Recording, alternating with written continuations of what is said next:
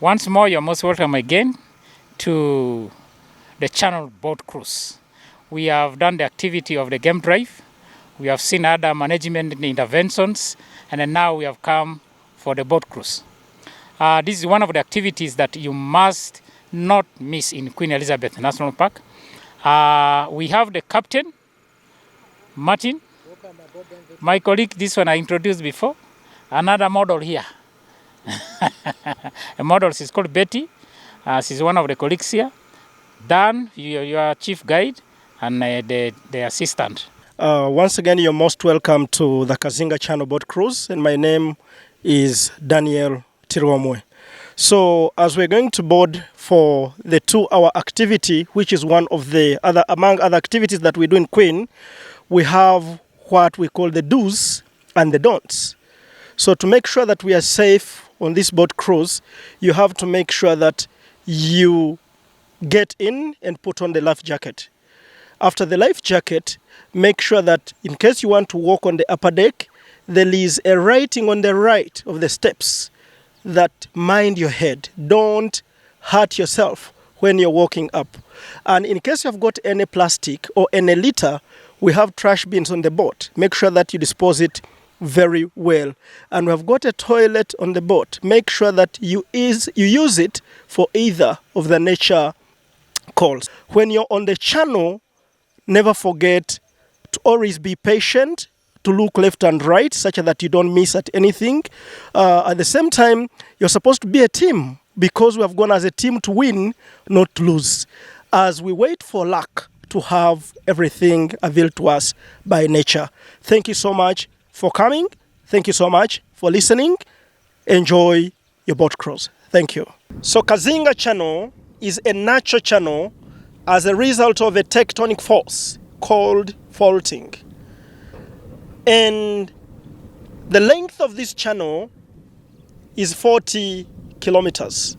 And the depth is 8 to 12 meters deep. And it is a natural channel that is connecting 2 lakes. Lake George in the northeastern side of the park, which is behind us, to Lake Edward, which is in the western side, where we are heading to. And it is the channel where you can visit and you don't get disappointed in as far as attractions are concerned.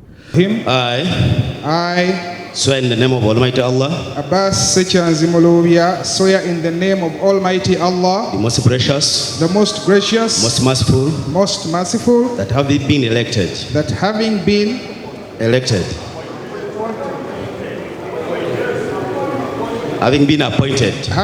appointed as Secretary General, do solemnly affirm that I will honestly observe, exercise, and preserve Short grassland savanna alongside years, because of climate change, has been changing from short grassland savanna to tall grassland savanna to thickets and shrubs.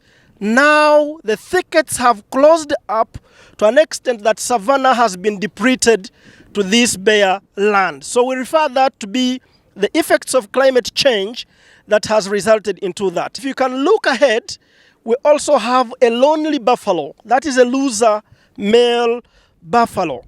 But I want to teach you birds today. And if you can look at where the buffalo is, there is a gray heron and a great white eaglet, and just below that loser buffalo is a white bird. That is a cattle eaglet. So when you're on the channel, you cannot miss birding. Crocodiles are creatures that will always be out of the water to stay over the land, to enjoy the warmth of the ground. The fact that they are always in the water during the day, and they live between 100 to 200 years, and their eggs, the hatchlings that come out of their eggs are determined by the temperatures of the day. When it is too hot, the probability of males getting hatched are always more than females getting hatched, because hotter temperatures, males are hatched, and lower temperatures, females are hatched. So a lot of birds, again, those are Egyptian geese, as well as yellow-billed storks. A harmonious, calm debate, but also show that we are leaders not only by names but by actions. Honorable Mugabe, we are talking about the agenda. When you put your hand up, I thought you had a contra view.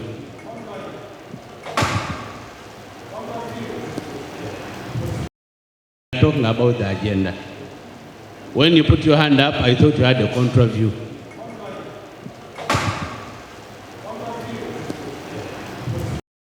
Talking about the agenda.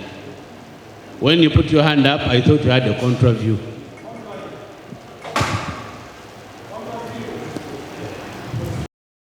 Talking about the agenda.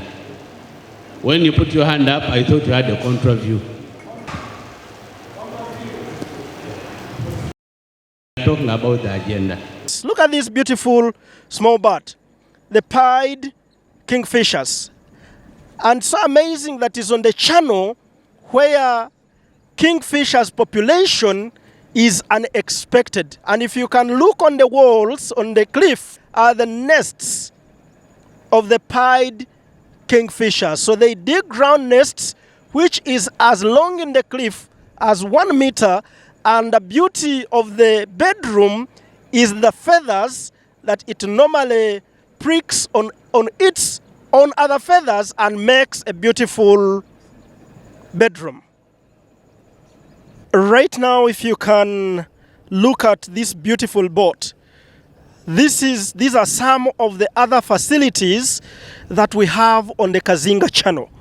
And the beauty of this is that Uganda Wildlife Authority allows private owners to invest in the national park in as far as concession activities are concerned.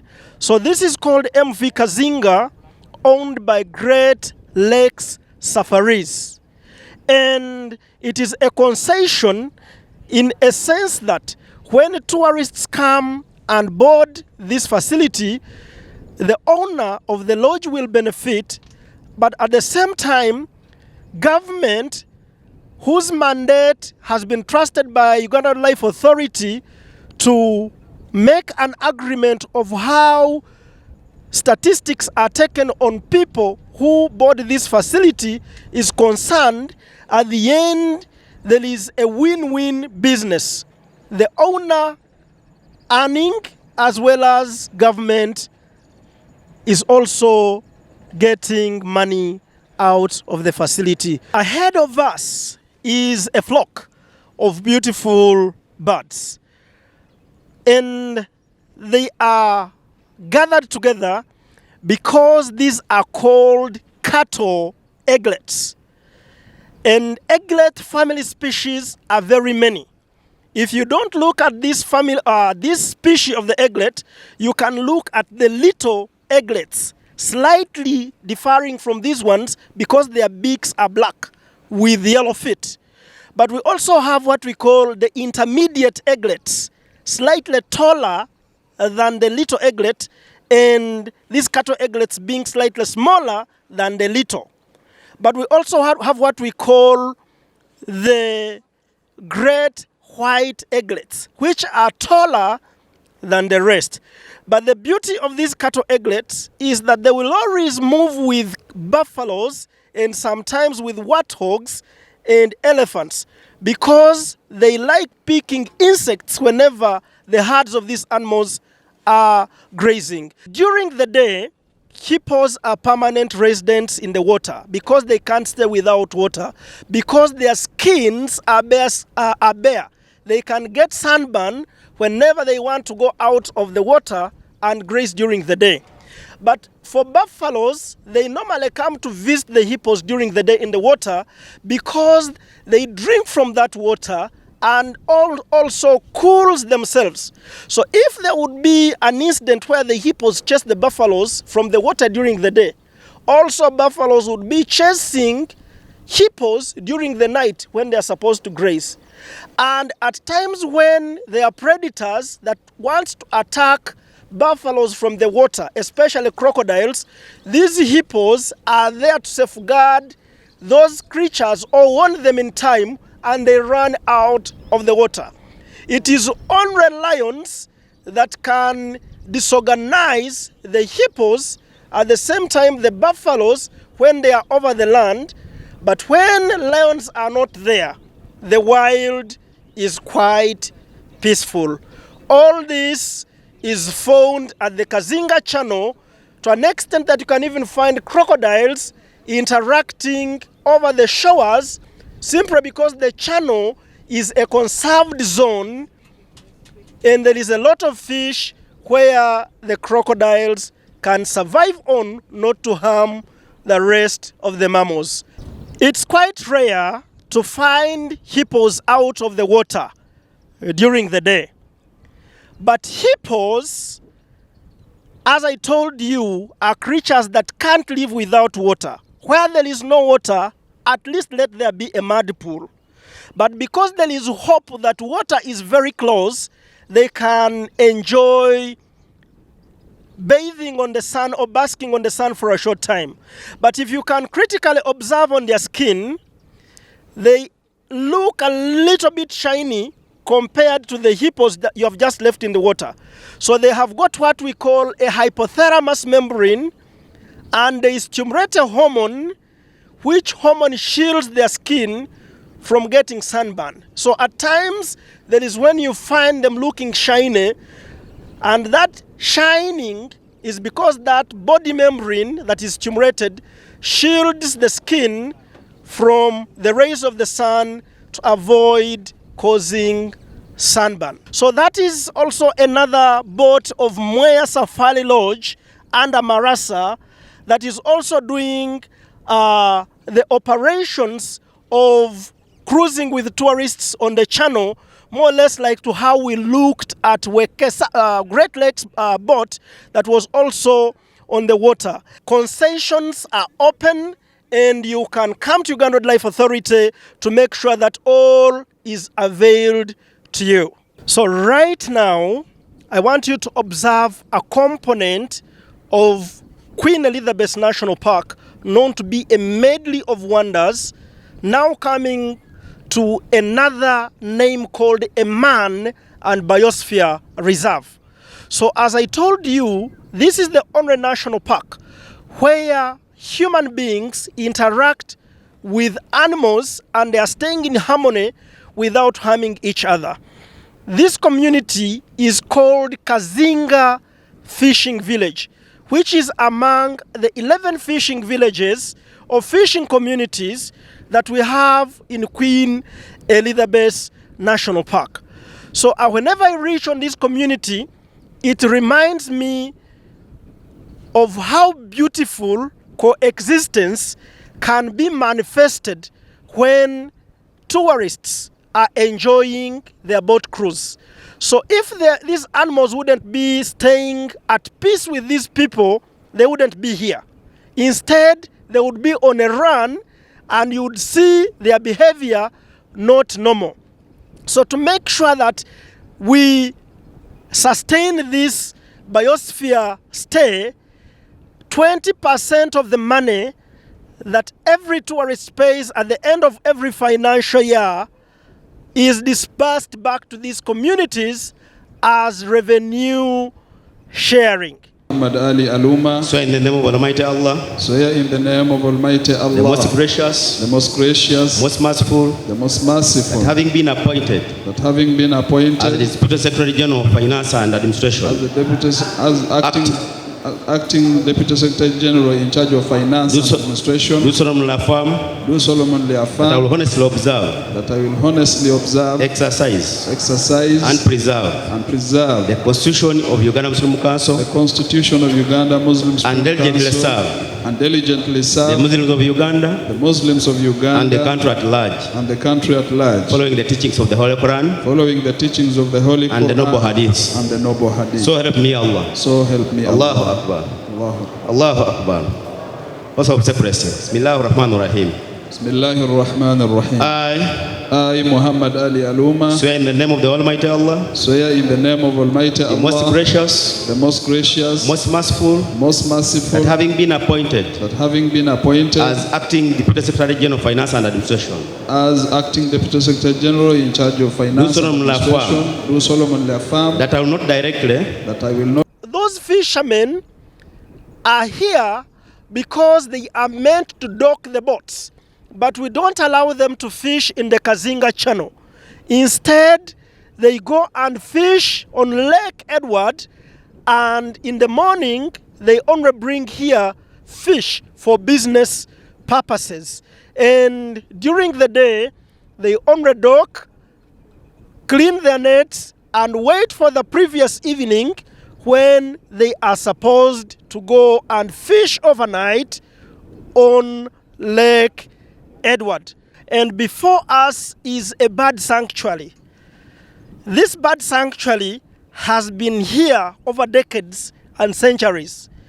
And the beauty of this sanctuary is that it hosts birds that don't normally that don't only stay here, but instead birds that also migrate from Europe and they find their way in Africa. So whenever there is winter in Europe, some birds cannot be accommodated by those harsh conditions.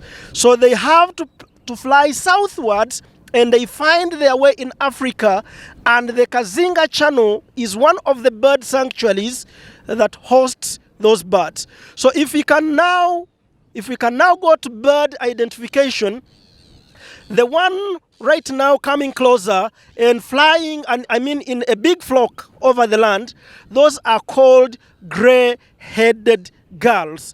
But among the gray-headed gulls, there are also other species like the black-winged stilt, like the gray heron, like the great white eaglet, and we have got big white birds in a flock of around 10 of them. Those are called pink-backed pelicans. And away from the pink-backed pelicans, we have got black birds looking in one direction, and if you can critically observe, their necks are shaking. And those are called great cormorants. So most birds have gone back to Europe. So birds normally reach on this sanctuary from Europe in the month of September. So September, October, November, December, January, February, we normally have got birds that migrate. So right now, Feb and March, most of these birds have gone back to Europe for breeding. And most of them we are looking at this sanctuary are resident birds. So in these birds, not all of them will fly and go, but some are left back because of some reasons. But the logic behind qualifying to fly to Europe is that these sanctuaries have got a lot of small fish. And strategically, they normally come here because we are close to where the Kazinga Channel enters Lake Edward. So it is an outlet of the channel going in a big lake. So there is a lot of breeding that comes from the channel that is trying to go in the bigger waters for that fish to luxuriously grow. So these birds are very clever to go where they know they will stock in a lot of fats for them to prepare while they are soon flying, going back to Europe. Lake Edward is a transboundary lake. We share it with Democratic Republic of Congo. And a big part of Lake Edward is in Congo, 40 kilometers. Only Uganda has 25 kilometers. And we have been on 8 to 12 meters depth. But when you go furthermore in Lake Edward, there is where we get 109 to 112 meters depth within the lake, not below the sea level. Because we are in the Rift Valley, and this is the western arm of the great East African Rift Valley that has got the eastern wall on the Chichamba and the Chambora escarpment and the western wall, which you are looking at right now ahead of us.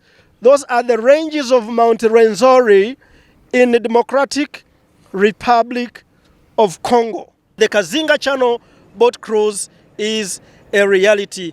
This is a safe boat owned by Uganda Wildlife Authority. Come and visit the Kazinga Channel as you enjoy the boat cruise. So at the moment, we'll be on our way back to the dock. I will come on board again to give you the debrief. Thank you so much for coming. Enjoy your way as we are heading back to the dock as we are still enjoying the Kazinga Channel boat cruise. The most sustainable tourists are the locals. And that is the reason you have helped us to promote domestic tourism in Uganda. You know, a foreign tourist will do it once in his life. But once we begin to promote domestic tourism, you know, we shall make it a weekend program. Every weekend you go to this park because you are within the country. Every weekend you go to the other park. I saw this during the COVID, when the whole world was locked.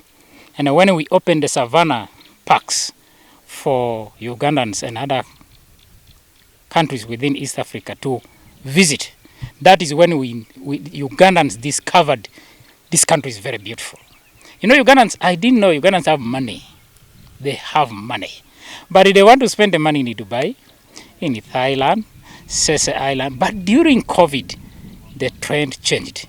This lodge here, Moya Safari Lodge, used to be full every day by Ugandans.